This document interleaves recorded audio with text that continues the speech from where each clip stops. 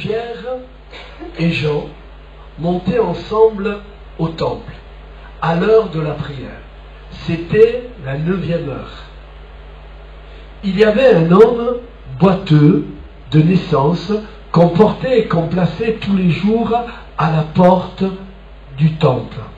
Appelée cette porte à Jérusalem, la porte du temple, la belle porte. C'était une belle porte pour qu'il demandât l'aumône à ceux qui entraient dans le temple. Cet homme, voyant Pierre et Jean qui allaient et rentraient, leur demanda l'aumône. Pierre, de même que Jean, fixa les yeux sur lui et dit « Regarde-nous ». Et il les regardait attentivement, s'attendait de recevoir d'eux quelque chose, parce qu'il demandait l'aumône. Alors Pierre lui dit « Je n'ai ni argent, ni or, mais ce que j'ai, je te le donne. Au nom de Jésus Christ de Nazareth, lève-toi et marche. » Et le prit, et le prenant par la main droite, il le fit lever en même instant, ses pieds et ses chevilles devinrent fermes. Et je m'arrêterai là. Frères et sœurs et amis, l'homme de Dieu que nous sommes appelés, que nous sommes, doit chercher la présence de Dieu. Je vois mal un homme de Dieu, une femme de Dieu, qui aime Dieu, être loin de la présence de Dieu. Oh, on peut jouer à faire semblant. Un temps. On peut jouer à faire semblant. On peut essayer de paraître un temps. Mais après, la réalité, elle arrive. Ce qu'un homme a semé, mais il le récoltera. L'homme de Dieu est appelé à chercher la présence de Dieu. Ce n'est pas facile. Parce que chercher la présence de Dieu, c'est une humiliation pour la chair. La chair, elle ne veut pas de la présence de Dieu. Mais l'Esprit de Dieu, qui nous anime, veut la présence de Dieu. Alors Pierre comme Jean vont aller au temple prier. Ils vont aller au temple. Et quoi de plus normal qu'un chrétien, un enfant de Dieu, cherche la face de Dieu? Je vois mal. Ça fait des années que je suis dans le Seigneur, et je vois mal un homme de Dieu qui a des capacités, qui est rempli de Dieu. Si il n'est pas dans la présence de Dieu, ne se baigne pas dans la présence de Dieu, il ne peut pas être un homme de Dieu. Pour être un homme de Dieu, nous devons être près de Dieu. Il est écrit, un ange vient voir Marie à Nazareth, et lui dit, tu vas enfanter. Et Marie dit, mais comment cela est possible? Je ne connais pas d'homme, comment je peux enfanter d'un enfant? Et l'ange lui dit que rien, mais rien est impossible à Dieu. C'est vrai que rien n'est impossible à Dieu. Mais si l'homme de Dieu ne cherche pas la face de Dieu, ça va devenir difficile à être un homme de Dieu. Et là, Pierre et Jean vont au temple. Tout simplement, automatiquement, ils vont faire ce qu'un homme de Dieu doit faire. Je vois mal un homme de Dieu. Je vois mal un homme de Dieu rempli de Dieu ne pas venir dans la présence de Dieu. Un homme de Dieu doit passer du temps devant Dieu. Jésus, à quelques jours de mourir, a besoin des disciples pour qu'ils le soutiennent dans la prière. Et là, Jésus, il va dire, priez avec moi. Vous allez me soutenir, priez avec moi. L'homme de Dieu est appelé à prier. L'homme de Dieu est appelé à passer du temps devant Dieu. Et Jésus leur dit, mais tenez-vous là, vous allez me soutenir. À ces moments-là, j'ai besoin que vous puissiez me soutenir. Et il s'éloigne. Et il demande à son Père que cette coupe s'éloigne de moi. Cette coupe s'en aille. Et quand il retourne vers les disciples, il les voit endormis. On n'est pas appelé à dormir. No tiempo de dormir. C'est le temps de prier, de jeûner, de veiller. Je disais l'autre jour à ma femme, quand on était devant la télévision et qu'on voyait toutes ces informations, tout ce qui arrive dans le monde, Je disais, mais Rosalie, mais regarde, Dieu demain nous dira, mais j'étais en train de vous avertir que mon retour est imminent, que mon retour est à la porte. J'étais en train de vous avertir, mais vous n'avez pas pris garde. Vous n'avez pas pris garde. Mais qu'est-ce qui vous arrive? Et après, j'ai commencé à parler à Rosalie, ma femme, et je disais, tu sais, Rosalie, Lady, vierge, celle qui était sauvée, est 5, et celle qui était perdue est folle. Toutes les 10, qu'est-ce que leur est arrivé? Elles se sont assoupies. Elles se sont assoupies. Pourtant, les 5 étaient sages. Elles étaient sauvées. Mais quand même, elles se sont assoupies. Peut-être, quelque part, tu t'es assoupi. Tu t'es assoupi quelque part. Ce n'est pas un jugement, ce n'est pas une critique, mais c'est un enseignement. Les 10 se sont assoupis. Et peut-être nous sommes assoupis. Nous voyons que le retour du Seigneur est imminent, il arrive. Ce que j'ai contre toi, ce que tu t'es assoupi, ce que j'ai contre toi, que tu as perdu, tu n'as pas gagné en regardant le monde et les choses de ce monde. Tu n'as pas gagné, tu as perdu. Alors arrête de regarder le monde, arrête d'investir dans le monde, ne t'attends rien de ce monde. Oui, on va vivre, on va survivre, mais n'essaye pas de te donner corps et âme et esprit à ce monde, assoiffé de ce monde. Arrête, deviens assoiffé du Seigneur, deviens assoiffé de Dieu, de la présence de Dieu, des choses de Dieu. Alors ils montent au temple, et là, frères et sœurs, ils sont bénis. Tellement leur décision est importante. Ils ne sont pas dans la ville de Jérusalem, ils ne sont pas à la fête de Jérusalem, ils ne sont pas à la plage d'Israël. Non, ils cherchent la face de Dieu en allant au temple. Ils veulent aller au temple. Et quand ils veulent aller au temple, Dieu veut se servir d'eux. Dieu veut se servir de toi. Mais de moi, non, attends. Oui, Dieu veut se servir de toi.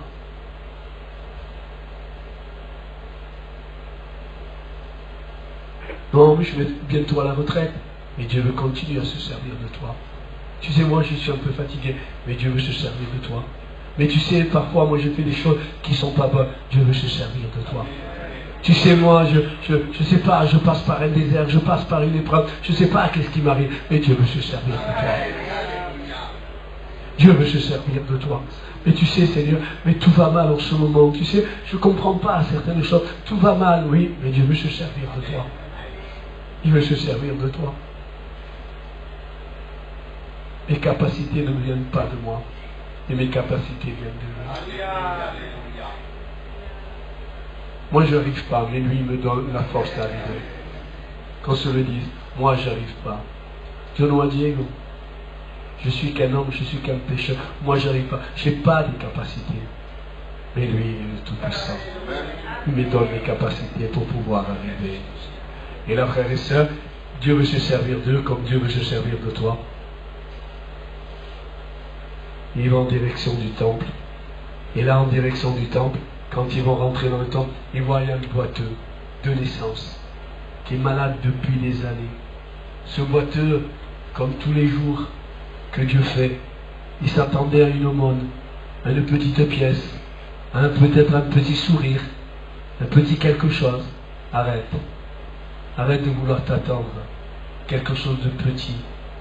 En regardant le monde, tu recevras quelque chose toujours de petit. Arrête de regarder le monde. Regarde un peu le Seigneur, celui qui t'aime, celui qui a des projets de bénédiction pour toi. Arrête de regarder le monde. Et là, cet homme s'attendait de recevoir quelque chose. Et peut-être c'est ton cas, tu t'attends de recevoir quelque chose du mari, de la femme, des enfants, de la famille, de ceci, de cela. Oui, d'accord. Mais malheur à l'homme qui se confie dans l'homme. Arrête de vouloir te confier dans l'homme. Confie-toi un peu dans le Seigneur. Et il ne te décevra jamais. L'homme te décevra, mais l'homme ne te décevra jamais. Alors, frères et sœurs, ils le regardent, et Pierre et Jean le regardent aussi, avec beaucoup d'amour. Avec beaucoup d'amour. vous allez voir que on va comprendre. Je vais vous le faire comprendre. On dirait que Jean n'est pas là. On dirait qu'il n'y a que Pierre. Jean, il n'est pas là. Ouais, oui, il est là. Mais on dirait qu'il n'est pas là. Il y a des frères et sœurs, on dirait qu'ils ne sont pas là. Mais ils sont là. Ils te soutiennent. Ils sont là dans l'œuvre de Dieu. Qui va de l'avant. Peut-être qui s'arrête. Peut-être même qui recule. M. Claude Luste disait une parole formidable. Il disait, il y a les chrétiens qui cherchent les églises qui marchent. Quand une église y marche, on va avoir cette église qui marche. Et peut-être nous ne sommes pas dans l'église qui marche. Nous sommes de l'église qui ne marche pas. On n'a pas besoin de toi dans l'église qui marche. On a besoin de toi dans l'église qui ne marche pas. Parce que l'église qui ne marche pas, si tu viens et tu pries comme tous les autres, si on prie, cette église qui ne marche pas, demain elle va marcher. Arrêtons de chercher la gloire éphémère. Cherchons la volonté de Dieu et plaire à Dieu. Et là, frères et sœurs, Jean, on ne dirait pas qu'il est là, mais il est là. Pierre dit, écoute-moi, regarde-nous. L'homme, le boiteux, le regarde, s'attendait de recevoir quelque chose de la part de Jean et Pierre, et il regarde, il dit, nous n'avons pas de l'or. Il est un peu déçu, là. On n'a pas de l'or, on n'a pas de l'argent. Il était déçu. Ce boiteux était déçu. Peut-être la vie t'a déçu. Peut-être cette société t'a déçu. De la façon comment elle fonctionne. Peut-être ton couple t'a déçu. Peut-être ton mari, ta femme, tes enfants, ta famille t'a déçu. Peut-être tes connaissances t'ont déçu. Oui, peut-être tu as été déçu.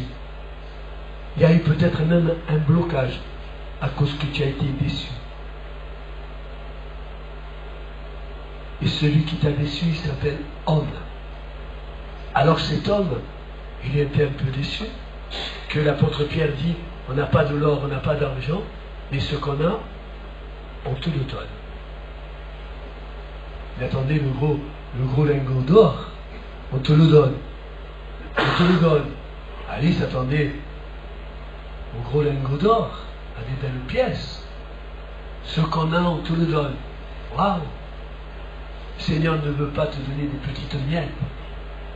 Le Seigneur veut te donner spirituellement des gros lingots d'or. Des lingots d'or de paix, de joie, de calme et d'assurance. Dieu veut que tu vives dans l'assurance que tu aimes Dieu et que Dieu t'aime. Et que Dieu veut bénir ton avenir. Alors, il regarde et il dit, ce que nous avons, nous te le donnons. Il dit, au nom de Jésus de Nazareth. Il ne s'attendait pas à recevoir ça. Il s'attendait peut-être à une petite pièce. Mais cette petite pièce, il aurait mangé en faisant les commissions. Et ce qu'il va leur donner va commencer là, et ne va jamais se terminer jusqu'à la vie éternelle. Ce que Dieu veut te promettre de te donner ce soir, c'est quelque chose qui va commencer ce soir et qui ne va jamais se terminer. Il dit, mais lève-toi et marche. Et je termine. Lève-toi et marche. Simplement en disant ces paroles, lève-toi et marche au nom de Jésus, il se serait levé. Oui, il se serait levé. Il y a des personnes qu'il faut aider à se lever. Je veux t'aider, mon ami. Je vais t'aider, mon frère. Pas simplement en disant des belles paroles de prédication. Je vais t'aider. Je veux te prendre peut-être par la main. Il a été pris par la main. Ils l'ont aidé. Et tu as besoin d'aide. L'église est là, le corps de Christ est là. Je ne parle pas de local, ça c'est un local. L'église est le corps de Christ. Nous sommes le corps de Christ. Nous sommes l'église. Et l'église, toi qui viens pour la première fois, ou une des premières fois, toi qui viens, tu as besoin de l'aide. Jésus veut te bénir, pas de problème. Mais maintenant, il faut qu'on t'aide. On parle d'amour dans cette église, mais maintenant, il faut qu'on manifeste l'amour de Christ. Tout le dimanche matin, on a pu boire chocolat, on a pu boire café, on a pu manger quelques petits gâteaux, et on s'est entouré des frères et sœurs, on a pu parler ensemble avec ceux qu'on peut-être on n'a pas l'habitude de parler, on a parlé avec un, avec les autres, et on a fait tout cela pour que dans notre église règne l'amour. Oui, règne l'amour. Il y a tellement de problèmes, de pas d'amour, de haine, de disputes, de jugements, de critiques, de plein de choses comme ça. Les gens sont prêts à nous pousser, à nous faire du mal. Les gens. Mais l'Église est là. Le corps de Christ est là. Pour réciproquement nous aider les uns les autres. Et les prendre par la main et dire maintenant, lève-toi, on va t'aider. Et moi j'ai envie de t'aider. L'Église a envie de t'aider à que tu rencontres Jésus. Comme ce boiteux a rencontré Jésus. Comme ce boiteux qui a fait expérience personnelle, véritable avec Jésus. Dieu veut que tu fasses expérience personnelle avec lui. Et je vais te dire quelque chose que Dieu est en train de me dire là dans mon cœur. Tu es au bon endroit. Non parce qu'il y a le pasteur Laurent Cortès, non. Les pasteurs, nous sommes simplement des poteaux de signalisation. Nous ne disons pas nous, parce que nous ne sommes pas morts sur la croix. C'est lui qui est mort sur la croix, Jésus. Nous, les pasteurs, Dieu nous a donné un talent pour que nous puissions faire valoir ce talent.